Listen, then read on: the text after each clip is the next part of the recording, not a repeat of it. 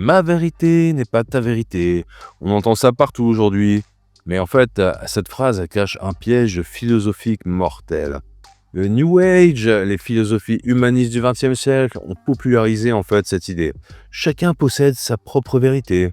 Ce qui est vrai pour moi, l'est pour moi. Ce qui est vrai pour toi, l'est pour toi. Ça semble tolérant, hein, ouvert, respectueux des différences. Mais si on creuse un peu, en fait, quand on dit il n'existe aucune vérité objective, on fait en réalité une déclaration qui se veut justement objectivement vraie. C'est comme affirmer toutes les affirmations sont fausses. Ça s'effondre sur elle-même. Le New Age va encore plus loin avec le pluralisme religieux. En fait, selon la doctrine qu'on va trouver dans toutes les spiritualités modernes qui sont liées au New Age, on va trouver des affirmations religieuses complètement contradictoires qui peuvent être vraies en même temps. Jésus est le Fils de Dieu unique et juste un prophète parmi d'autres et une simple illusion.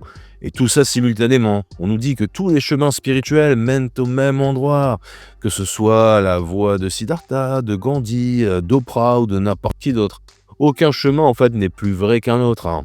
C'est ce qu'on appelle créer de nombreuses versions de la réalité. Mais dans le monde réel, la réalité ne fonctionne pas comme ça, hein. Si un train arrive à 200 km/h et qu'on croit qu'il n'existe pas, notre croyance personnelle va pas nous sauver, hein. La gravité fonctionne qu'on y croit ou non. Et dans le monde spirituel, c'est la même chose. La version biblique dit exactement l'inverse. La vérité existe indépendamment de ce qu'on pense. Et il y a un seul monde objectif. Et ça inclut la réalité spirituelle. Jésus a dit « Je suis venu pour rendre témoignage à la vérité ». La vérité n'est pas créée par notre conscience. Elle doit être découverte. Elle nous est donnée par Dieu. Le christianisme appelle à l'humilité et à l'obéissance devant cette vérité objective. Les spiritualités modernes, comme par exemple le New Age, lui, dit que chacun fabrique sa propre vérité. Donc, dans un système, on cherche la vérité, et dans l'autre, on la crée. Quand quelqu'un dit « c'est la vérité », on peut se demander « est-ce qu'on parle de préférence personnelle ou de réalité ?» Parce qu'il y a une différence. Parce qu'en fait, cette différence, elle change absolument tout.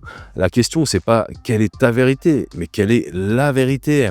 Satan séduit l'intelligence humaine et l'illusion des fausses religions nous fait perdre du temps pour comprendre quelle est la seule vérité qui sauve.